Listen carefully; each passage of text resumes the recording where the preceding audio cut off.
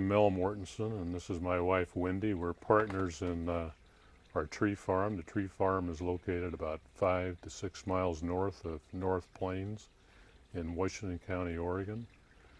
We began the tree farm in 1976. We purchased 36 acres with the intent of establishing a Christmas tree farm, and that's what we did.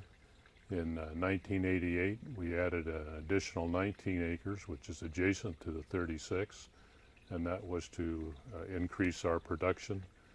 We had 15 customers and harvested about 15,000 trees a year. Our mentor, a neighbor, and good friend was Barney Douglas. He was the founder of Lochlolly Tree Farm, which is just around the corner from us, and he was also a U.S. Forest Service employee.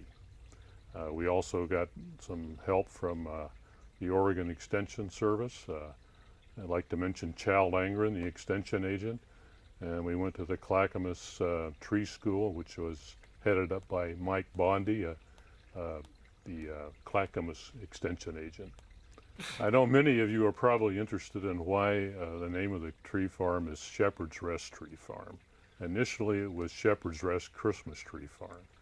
And the reason for that, Wendy and I used to come up after work and on weekends to work on the Christmas trees. And we used to eat lunch over underneath some Douglas fir over in the corner of the property. And one day we were discussing about having a name for the tree farm, and our dog was there, which was a shepherd dog, collie,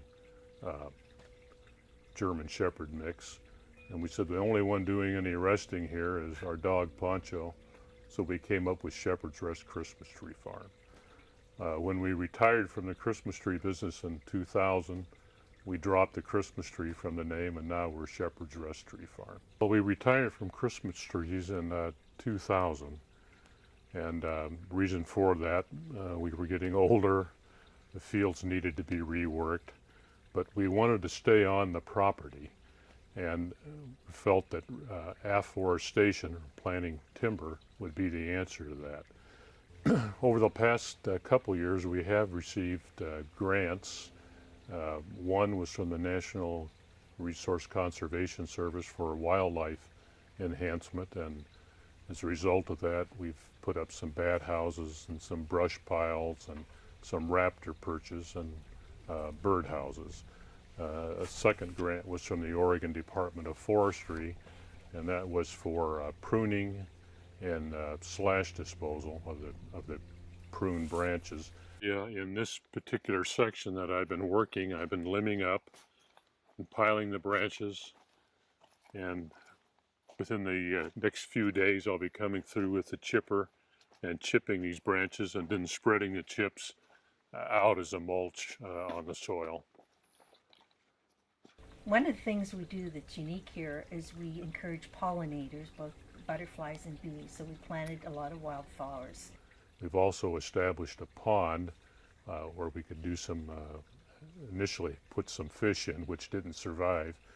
We used to have about 25 trout in there, but the heron took care of them, ate them within 15 minutes. But the pond is now used for fire control and slight recreation. Our dog loves to swim in it. And as part of our initial plan, we did establish some pasture areas, which was to attract elk and deer. And we do have a herd of elk that comes through, and often we see several deer that come through the property. We had the grant from the National Conservation Resource Service, and that was to help us attract bats and birds and other wildlife.